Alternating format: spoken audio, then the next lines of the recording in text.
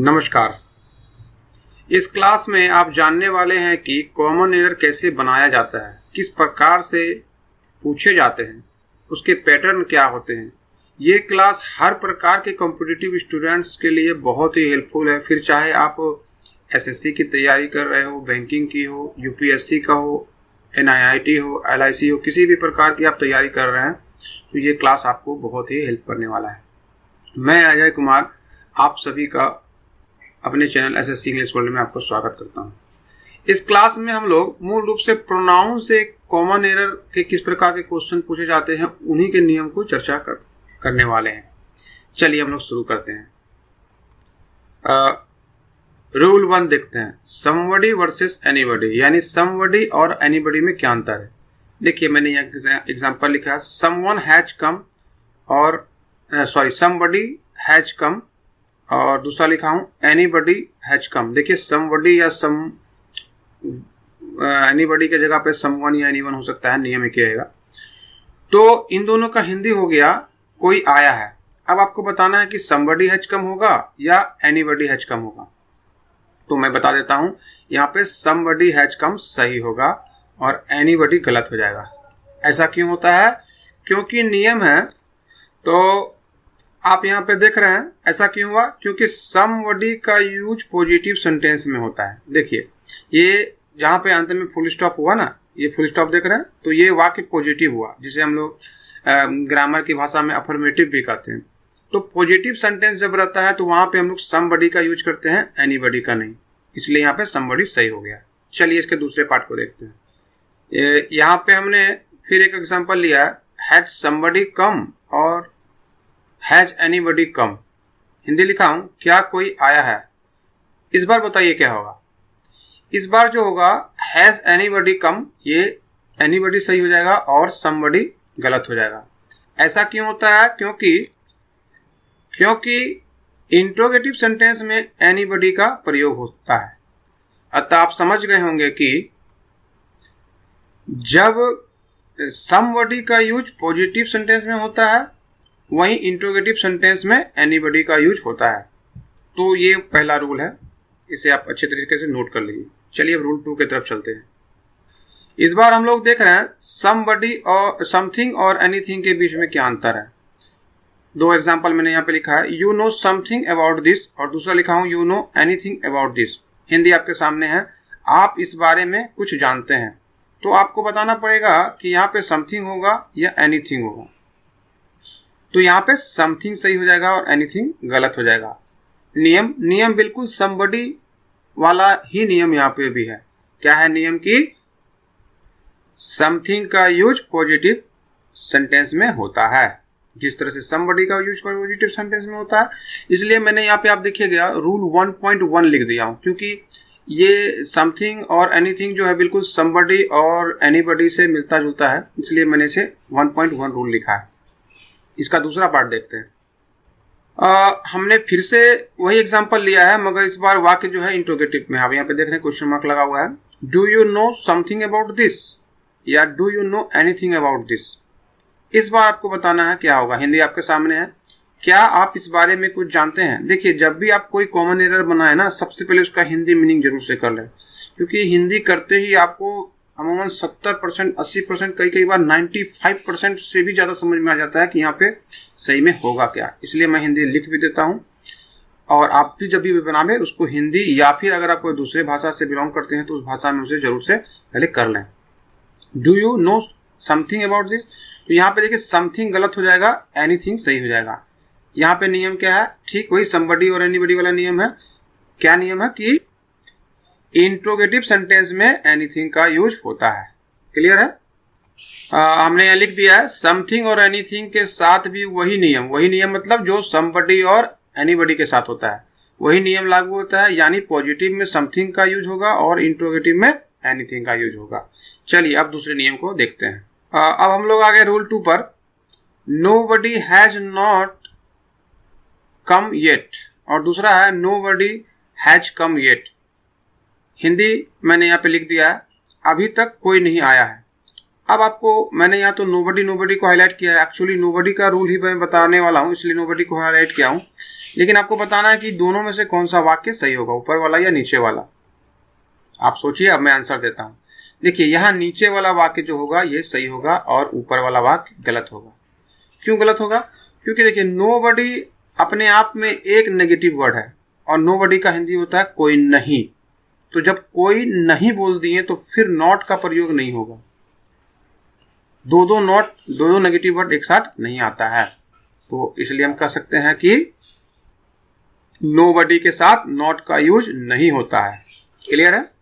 अगला सेंटेंस उसी से मिलता जुलता है, nothing can not be done, और दूसरा लिखा हूं nothing can be done, Hindi लिख दिया हूं कुछ नहीं किया जा सकता है। तो बताइए इसमें ऊपर वाला सही होगा वाक्य या नीचे वाला सही होगा? यहाँ पे नीचे वाला वाक्य सही है और ऊपर वाला वाक्य गलत है। क्यों? क्योंकि जिससे नोबडी के साथ नॉट का प्रयोग नहीं होता है, ठीक उसी तरह से नथिंग के साथ भी नॉट का प्रयोग नहीं होता है। तो ये जो नॉट देख रहे हैं ना, ये हमको यहाँ से हटाना पड़ेगा। क्लियर है? ऐसा क्यों होता है इसको देखते हैं। नथिंग के साथ भी नॉट का यूज नहीं होता है। देखिए नथिंग और नोबडी दोनों अपने आप में एक नेगेटिव वर्ड है, और जब भी कोई नेगेटिव वर्ड का प्रयोग करते हैं तो उसके साथ फिर हम लोग नॉट का प्रयोग नहीं करते हैं, यानी दो नेगेटिव वर्ड्स एक साथ नहीं आते हैं। इसलिए नथिंग और नोबडी के साथ हम लोग नॉट का यूज नहीं करते हैं। ठीक है, अगले नियम को देखते हैं, रूल 3 को। रूल 3 में हम लोग देख रहे हैं नथिंग वर्सेस एनीथिंग। एक एग्जांपल मैंने इसको 2 भाग में बता रहा हूं, पहले एक भाग देखिए फिर दूसरा देखिएगा। ठीक है, पहला भाग है यहाँ पे आई डू नॉट नो नथिंग या आई नो नथिंग। मैं हिंदी यहाँ पे लिख दिया हूं, मैं कुछ नहीं जानता हूं। तो मैंने ये बात पहले ही बता दिया था कि आपको नथिंग के साथ नॉट का यूज नहीं होता है। तो ऐसे ऑप्शन में क्या होगा, ये वाला सही हो जाएगा, ये वाला गलत हो जाएगा। क्लियर है?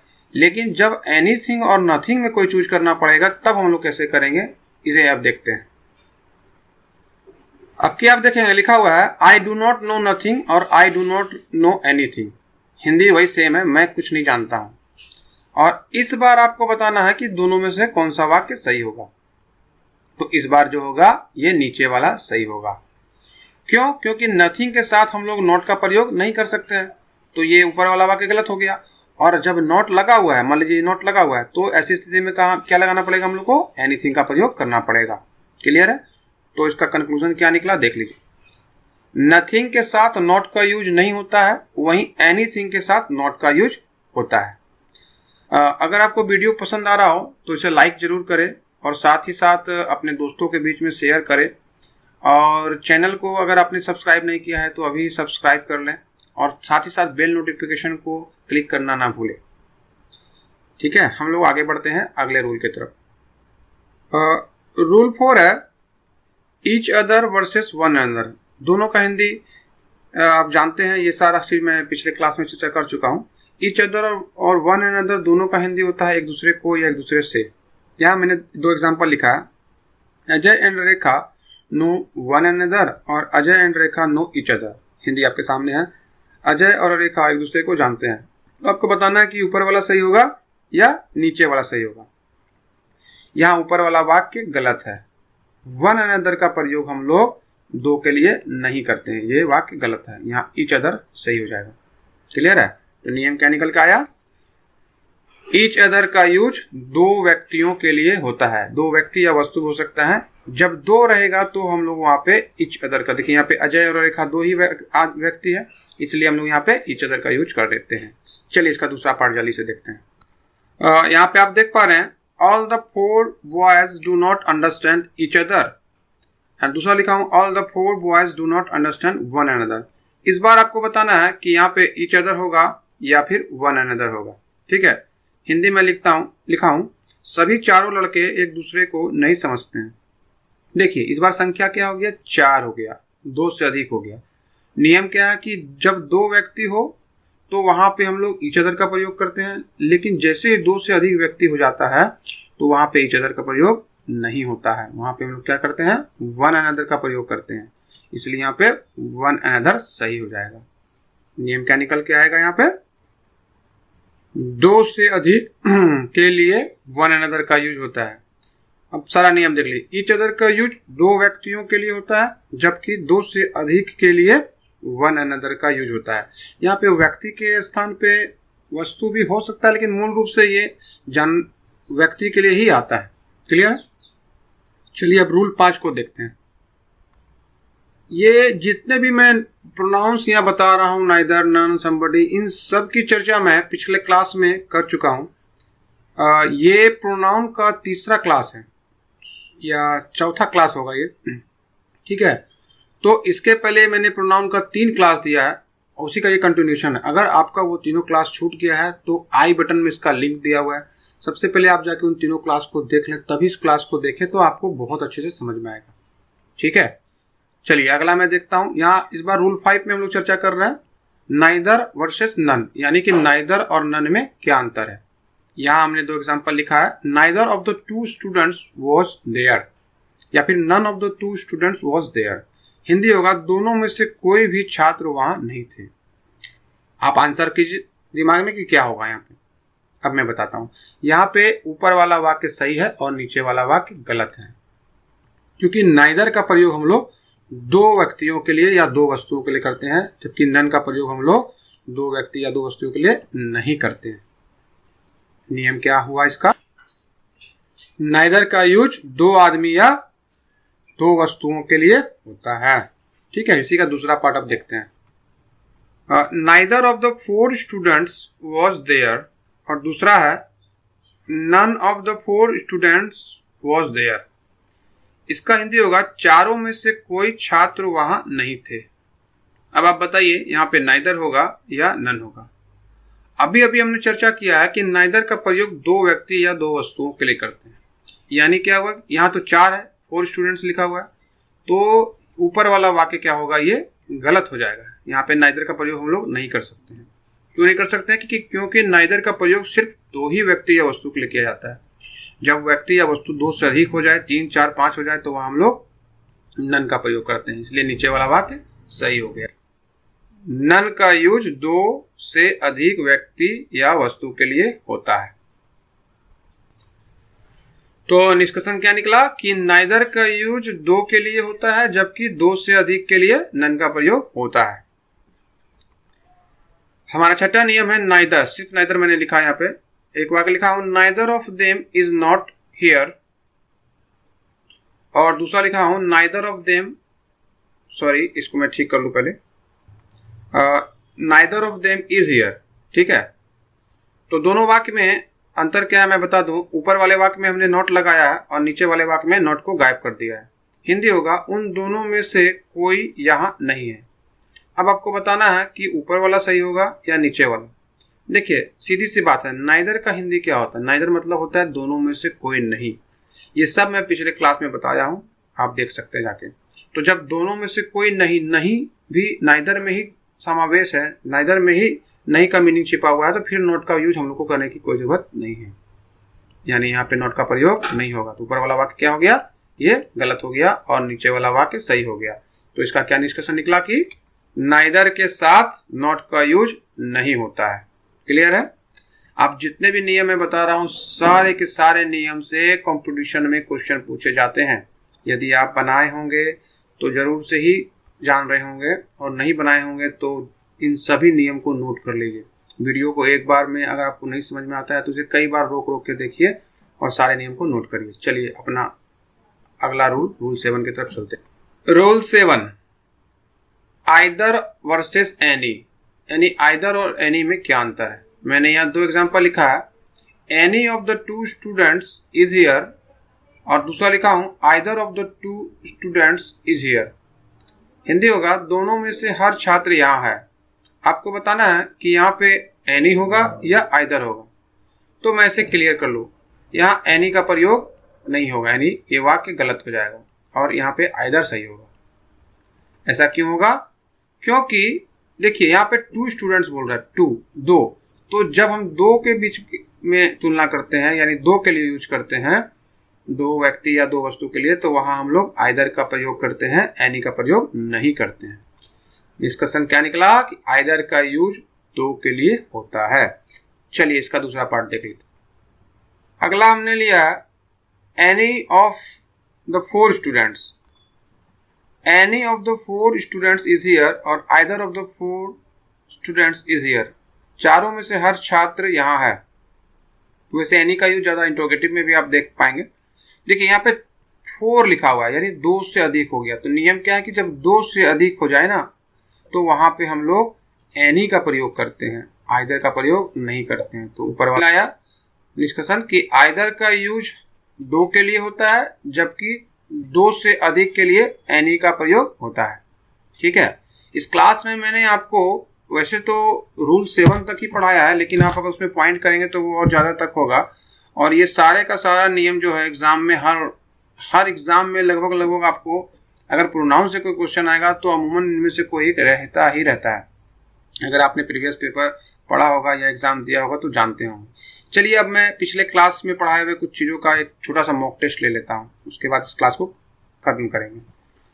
यहाँ पे हमने लिखा है can a word belong to more than 1 parts of speech, क्या कोई वर्ड पार्ट्स ऑफ स्पीच का एक से अधिक पार्ट हो सकता है। अब जवाब सोचिए, उसके बाद मैं जवाब देता हूँ। अब वीडियो को रोक लीजिए, पहले हाँ ना में जवाब कर लीजिए विथ एग्जाम्पल। ऐसा नहीं कि हाँ होता है या ना होता है, होता है तो एग्जाम्पल भी याद रखिएगा। चलिए अब मैं बताता हूँ। जी हाँ, ऐसा हो सकता है कि एक वर्ड पार्ट्स ऑफ स्पीच का एक से अधिक पार्ट हो सकता है, और ये तो मैंने बहुत पहले के क्लास में बताया था। अगर वो क्लास भी आपका छूट गया है तो आप जाके मैं पूरा ये जो प्लेलिस्ट है ग्रामर का डाल दूंगा, आप उस लिंक में जाके वो क्लास को देख सकते हैं। जैसे कोई वर्ड ले लेते हैं फास्ट, तो फास्ट क्या है, फास्ट वर्ब है, फास्ट एडजेक्टिव है, फास्ट एडवर्ब है और फास्ट नाउन भी है। इस तरह का मैंने बहुत सारे एग्जांपल दिए थे, उसके क्या इफेक्ट होते हैं, इन सारी चीज़ों का मैं चर्चा कर चुका हूँ। अगर वो क्लास आपका छूट गया है तो इस बात को देखिएगा। चलिए अब आज का लास्ट टेस्ट देख लेते हैं।